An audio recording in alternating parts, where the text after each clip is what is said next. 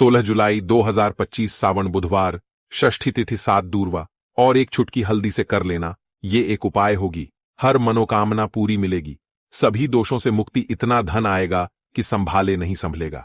भगवान भोलेनाथ जी के आशीर्वाद से पूरे साल धन बरसता रहेगा। दोस्तों, जैसा कि आप सभी लोग जानते हैं कि 16 जुलाई को सावन बुधवार षष्ठी तिथि पड़ रहा है, इसीलिए यह दिन बहुत ही खास है। क्योंकि देखिए दोस्तों, गुरुजी ने कहा है कि जब भी सावन बुधवार षष्ठी तिथि पड़े तो आपको सिर्फ और सिर्फ 7 दूरवा और एक चुटकी हल्दी वाला उपाय करना चाहिए।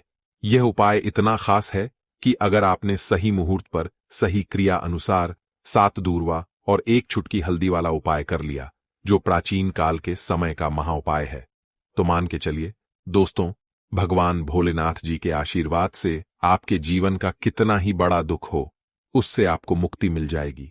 आपकी कोई भी मनोकामना हो, मान लीजिए आप नौकरी की तैयारी कर रहे थे, आपकी नौकरी लग जाएगी, आपका बंद पड़ा व्यापार चल पड़ेगा। जिस बीमारी से आप बहुत दिनों से परेशान थे, उस बीमारी से आपको मुक्ति मिल जाएगी। आपके जीवन में धन आना शुरू हो जाएगा। आपके जीवन में धन आने के सारे रास्ते खुल जाएंगे और मान के चलिए दोस्तों, फिर आपको किसी भी प्रकार की परेशानी का सामना नहीं करना पड़ेगा। इसीलिए दोस्तों, इस दिन आप लोगों को इस वाले उपाय को जरूर कर लेना है। भले ही आपने पूरे साल भर इस उपाय को ना किया हो, पर अगर आपने इस सावन बुधवार षष्ठी तिथि के दिन अगर इस वाले उपाय को कर लिया, तो आपको इस उपाय को करने का वह फल मिलेगा जिसकी आपने कभी कल्पना भी नहीं करी होगी। इसीलिए आप लोग इस 7 दूरवा और एक चुटकी हल्दी वाले उपाय को एक बार जरूर कर लेना, ताकि आप लोगों के हाथ से यह मौका ना जा सके और आपको इस उपाय को करने का फल मिल सके। दोस्तों, यह उपाय पंडित जी ने अपनी अभी की ही शिव महापुराण की कथा में बताया है, जो इस उपाय को आज हम आपको बहुत अच्छे से समझाने वाले हैं। इस वीडियो को देखने के बाद इस उपाय को समझने के लिए आपको कोई और वीडियो को देखने की जरूरत नहीं पड़ेगी। तो चलिए दोस्तों, उपाय को शुरू करते हैं। उससे पहले, हे भगवान भोलेनाथ, आपके इस वीडियो को जो भी लाइक और चैनल को सब्सक्राइब करें, उसके जीवन में कभी दुख दर्द मत आने देना। साथ ही साथ कमेंट बॉक्स में 5 ओम नमः शिवाय जरूर लिखे, ताकि भगवान भोलेनाथ जी की कृपा आप सभी को प्राप्त हो सके। इसी के साथ में आप सभी को बता दूं कि आप लोग वीडियो को पूरा नहीं देखते हो, काट काट कर देखते हो और गलत गलत उपाय को कर लेते हो, तो आपसे निवेदन है कि वीडियो को पूरा जरूर देखें। देखिए दोस्तों, ये सावन बुधवार षष्ठी तिथि का दिन, यह इतना खास होता है, इतना महत्वपूर्ण होता है। देखा गया है कभी कभी बड़े बड़े पूजा पाठ अनुष्ठान से जो मनोकामना पूर्ण नहीं होते, वह सावन बुधवार षष्ठी तिथि के दिन एक छोटे से उपाय करने से ही आपकी मनोकामना पूर्ण हो जाती है। और बहुत सारे लोगों ने इस उपाय को किया भी है और उनको इस उपाय को करने का फल भी जरूर मिला है। अगर आप लोग भी इस उपाय को करना चाहते हैं, तो आप इस उपाय को पहले अच्छे से समझ लेना, सुन लेना, उसके बाद करना। आपको इस उपाय का फल जरूर मिलेगा। और इस उपाय को कर लेने से आपके घर में चाहे किसी भी प्रकार की दुख और समस्या क्यों ना चल रही हो, आपको उसका कारण भी नहीं पता है कि भाई यह समस्या किस कारण से चल रही है, उसका कुछ भी कारण हो सकता है, जैसे पितृदोष हो सकता है या किसी भी तरह का मंगल दोष भी हो सकता है। तो इस दिन आप लोगों को यह वाला उपाय कर लेना है। यह एक ऐसा उपाय है जिस उपाय को अगर किसी विशेष दिन पर किया जाए, तो भाई उस विशेष दिन का जो है वह तो हमें मिलता ही मिलता है। पर हमने उस दिन पर इस 7 दूरवा और एक चुटकी हल्दी वाले उपाय को किया है, तो हमें उससे भी बड़ा फल मिलता है और फल बहुत जल्दी मिलता है, क्योंकि आप इस उपाय को बहुत ही बड़े और विशेष दिन पर कर रहे हो। तो चलिए अब उपाय के बारे में बात करते हैं, लेकिन उससे पहले आप लोगों को यह जानना आवश्यक है कि आखिर यह उपाय किस समय करना है, किसको करना है और कैसे करना है। तो चलिए हम आगे आपको वीडियो में एक एक करके बता देते हैं।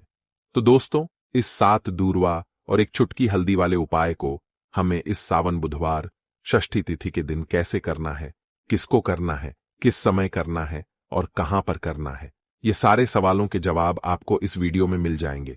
और जो यह वीडियो देखेगा भाई, उसको 7 दूरवा और एक चुटकी हल्दी वाला उपाय जरूर करना चाहिए, क्योंकि इस दिन शत्रुओं और किसी भी दोष, किसी भी बीमारी से मुक्ति पाने के लिए 7 दूर्वा और 1 चुटकी हल्दी का बहुत ही बड़ा और विशेष महत्व होता है। और जब बात आ जाए 7 दूर्वा और 1 चुटकी हल्दी की, तो यह सोने पर सुहागा वाली बात हो जाती है और यह एक बहुत ही बड़ा उपाय हो जाता है। अब दोस्तों, इस 7 दूर्वा और 1 चुटकी हल्दी वाले उपाय को आखिर करना किसको है? सबसे पहले हम लोग वह बात जान लेते हैं। तो देखो, घर की जो बड़ी माताएं बहनें होती हैं, उन माताओं बहनों में से कोई भी एक बड़ी माता बहन इस वाले उपाय को कर सकती है। और दोस्तों, अगर आप चाहे तो अपने घर में से सभी सदस्यों को भी इस उपाय को करवा सकते हैं। अगर किसी व्यक्ति की खुद की कोई मनोकामना है, खुद की कोई दुख और परेशानी है जो कि वह अपने लिए ही करना चाहता है, इस वाले उपाय को तो वह खुद अपने लिए भी कर सकता है। बाकी अगर कोई घर में से ऐसा है जो कि अपने पूरे घर परिवार की सुख और शांति के लिए यह वाला उपाय करना चाहता है, तो भाई वह भी कर सकता है। उसमें भी कोई दिक्कत वाली बात नहीं है। कहने का मतलब यह है कि इस उपाय को हर एक सदस्य भी कर सकता है और पूरे घर परिवार के सदस्य के लिए घर की बड़ी माताओं बहनों में से कोई एक माता बहन भी कर सकती है। माताएं बहनें अगर घर में उपस्थित ना हो या वह यह वाला उपाय ना कर पा रही हो, तो फिर घर का कोई बड़ा सदस्य भी इस 7 दूर्वा और 1 चुटकी हल्दी वाले उपाय को कर सकता है, चाहे फिर वह पुरुष ही क्यों ना हो। उसमें कोई भी दिक्कत वाली बात नहीं है। अब दोस्तों, 7 दूर्वा और 1 चुटकी हल्दी वाले उपाय को हमें करना कहां पर है? देखो, इस उपाय को हमें मंदिर में ही करना है। बहुत सारे लोग प्रश्न करते हैं, हर एक उपाय को करते समय क्या हम इस उपाय को घर पर या मंदिर में कर सकते हैं? देखो, तो इस वाले उपाय को आप मंदिर पर करोगे तो अच्छा रहेगा, घर में नहीं करना है इस वाले उपाय को। उसके बाद में दोस्तों, जो अगला प्रश्न निकल कर आता है वह यह आता है इस उपाय को लेकर कि आखिर इस उपाय को हमें किस समय करना है, सुबह के समय करना है कि शाम के समय करना है? तो देखो, इस वाले उपाय को आप लोग सुबह के समय भी कर सकते हो और शाम के समय प्रदोष काल में भी कर सकते हो। अब अगर आप पूछो कि भाई साहब सबसे उत्तम समय कौन सा रहेगा इस 7 दूर्वा और 1 चुटकी हल्दी वाले उपाय को करने का, तो हम आपसे बस यही कहेंगे कि इस उपाय को आप शाम के समय करेंगे तो ज्यादा बेहतर होगा, क्योंकि सावन बुधवार षष्ठी तिथि का दिन है और इस दिन प्रदोष काल के बहुत महत्व होता है। बाकी अगर सुबह के समय भी करेंगे तो भी अच्छा होगा, उसमें कोई भी दिक्कत वाली बात नहीं है। तो अब दोस्तों, जो अगली सबसे बड़ी और महत्वपूर्ण बात आती है वह यह आती है कि सुबह अगर हम उपाय को करेंगे तो हमें कितने बजे से लेकर कितने बजे तक के बीच में करना है, और शाम के समय प्रदोष काल में करेंगे तो हमें कितने बजे से लेकर कितने बजे के बीच में करना है। तो देखो, सुबह जितनी जल्दी हो सके आप उपाय को करने की कोशिश करना। बाकी अगर किसी कारणवश लेट भी हो जाओ, थोड़ी देर भी हो जाए, तो देखो, सुबह जितनी जल्दी हो सके आप उपाय को करने की कोशिश करना। बाकी अगर किसी कारणवश लेट भी हो जाओ, थोड़ी देर भी हो जाए, तो 10 या 11 बजे तक भी आप उपाय कर लेना, पर 12 बजे से ज्यादा देरी ना हो, ठीक है? इस बात का ध्यान रखना। उसके बाद में दोस्तों, अगर शाम के समय प्रदोष काल की बात करें, प्रदोष काल का जो समय है होता है वह शाम के 6 बजे से शुरू हो जाता है। मतलब शाम के 6 बजे से लेकर 7 बजे के बीच का जो समय होता है, यह समय प्रदोष काल का समय होता है। इस उपाय को 7 बजे या 8 बजे के बीच में भी कर सकते हो। मतलब शाम के 6 बजे से रात 8 बजे के बीच में आप कभी भी इस वाले उपाय को कर सकते हो, उसमें कोई भी दिक्कत वाली बात नहीं है। परंतु 16 जुलाई सावन बुधवार षष्ठी तिथि के दिन कोशिश करना कि समय के अंतर्गत ही कर लो। किसी कारणवश ना कर पाओ तो थोड़ा देरी से भी कर सकते हो। तो चलिए, अब हम अपने सबसे पहले उपाय की बात कर लेते हैं। तो इस उपाय को करने के लिए सुबह होने से पहले उठ जाना है। घड़ी मत देखना, जब नींद अपने आप टूट जाए वही समय ठीक होता है। सबसे पहले जमीन पर पैर रखने से पहले मन में बोलना है, आज जो करूंगा वो सिर्फ अपने भाग्य को ठीक करने के लिए करूंगा।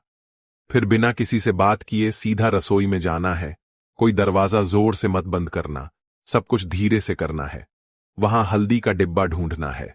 जो सबसे कम इस्तेमाल होता है वो ही असली होता है। उसमें से बस 1 चुटकी निकालनी है, न ज्यादा न कम, जितनी उंगलियों में आए उतनी, उससे ज्यादा नहीं। अब एक कटोरी चाहिए, तांबे की हो तो सबसे अच्छा, पीतल चलेगा, नहीं तो मिट्टी का छोटा सा प्याला भी चलेगा, लेकिन प्लास्टिक नहीं चलेगा। अब उस हल्दी को उस कटोरी में रखना है, बिना किसी मंत्र, बिना किसी सोच के, बस हल्दी डालते हुए इतना बोलना है, जो पीला है वो उजाला है। मेरे जीवन में अब यही उजाला चाहिए और कुछ नहीं। अब एक सफेद कपड़ा ले लो, रुमाल हो या धोती का किनारा साफ हो, बस इतना जरूरी है। अब चुपचाप घर से बाहर निकल जाना है। किसी से पूछना नहीं, बताना नहीं। सीधे उस जगह जाना है जहां घास उगती हो। कोई मंदिर का पिछवाड़ा, कोई खाली मैदान, कोई तुलसी के पास की मिट्टी, कहीं भी जहां जमीन ने दूरवा को जन्म दिया हो। अब जमीन पर बैठना नहीं है, बस खड़े खड़े झुककर देखना है और धीरे धीरे दूरवा तोड़नी है। पूरी की पूरी नहीं, बस ऊपर की 3 पत्तियों वाली शाखा। 1 नहीं, 2 नहीं, पूरे 21 तोड़नी है।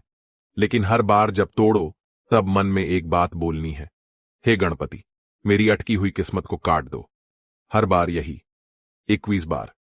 अब वो दूरवा रुमाल में लपेट लो और घर लौट आओ। अब जहां सबसे ज्यादा शांति हो वहां बैठो।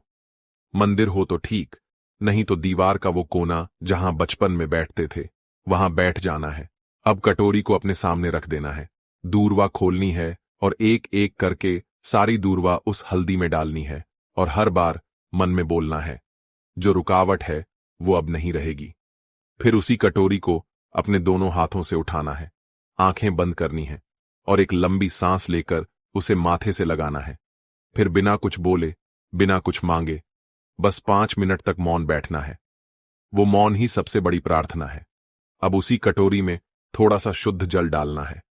अगर गंगा जल हो तो बहुत अच्छा, नहीं है तो भी चलेगा। पानी से हल्दी और दूरवा भीग जाए, बस उतना। अब कटोरी को सिर के ऊपर से 3 बार घुमाना है, पहले दाएं से, फिर बाएं से, फिर एक बार और दाएं से, जैसे कोई अंधेरे का घेरा काट रहा हो। और फिर उस कटोरी को लेकर चुपचाप घर से बाहर जाना है, किसी पुराने पीपल के पेड़ के नीचे या किसी बहते पानी में, नदी में, वहां जाकर वो हल्दी और दूरवा बहा देनी है। लेकिन ध्यान रखना, पीछे मुड़कर नहीं देखना है। जैसे जो छोड़ आए वो अब दोबारा जिंदगी में लौटे नहीं। फिर लौट कर घर आना है, हाथ मुंह धोना है, लेकिन न कुछ खाना है न पीना है। कम से कम दोपहर तक कुछ नहीं, सिर्फ मौन रहना है और मन में एक बात टिकाए रखना है, अब जो होगा वो मेरे लिए सही होगा। यही उपाय है, यही टोटका है और यही भरोसा है। इसे किसी को बताना नहीं है, किसी से चर्चा नहीं करनी है। और किसी दिन अचानक जब कोई बंद दरवाजा अपने आप खुल जाए तो समझ लेना हल्दी और दूरवा ने अपना काम कर दिया है। अब जब उपाय पूरा हो गया, जब तुमने चुपचाप हल्दी उठाई, दूरवा तोड़ी, मंत्र नहीं बोला लेकिन प्रार्थना की, तो समझो कि अब काम उस स्तर पर शुरू हुआ है जहां शब्द नहीं पहुंचते, जहां इंसान की समझ रुक जाती है और जहां से किस्मत की चाल चलती है। मगर दिक्कत यह है कि आजकल इंसान इतना शोर सुनता है कि जब जीवन में कोई बदलाव चुपचाप आता है तो वो उसे पहचान ही नहीं पाता। इसलिए जरूरी है ये जानना कि उस उपाय ने असर करना शुरू किया है या नहीं, और अगर हां तो कैसे। सबसे पहला संकेत, मन की हल्कापन। कोई बड़ी बात नहीं होती, बस एक सुबह उठते हो और बिना वजह मन हल्का महसूस करता है। न कोई बड़ी खुशखबरी मिली होती है, न कोई पैसा वापस आया होता है, लेकिन भीतर से लगता है कि जैसे कुछ हट गया है। कोई बोझ, कोई डर, कोई घबराहट जो महीनों से थी आज नहीं है। यही पहला संकेत है कि उस हल्दी ने अपना रंग फैलाना शुरू कर दिया है और दूरवा ने जो बांधा था उसे काटना शुरू कर दिया है। दूसरा संकेत, वो लोग जो आपको नीचा दिखाते थे अचानक चुप हो जाते हैं। वो जो रोज ताना मारते थे, वो जो आपको नजरअंदाज करते थे, वो जो आपके रास्ते में दीवार बनते थे, अचानक जैसे किसी अदृश्य ताकत ने उनकी जुबान बांध दी हो। वो सामने होते हुए भी आपसे कुछ नहीं कह पाते,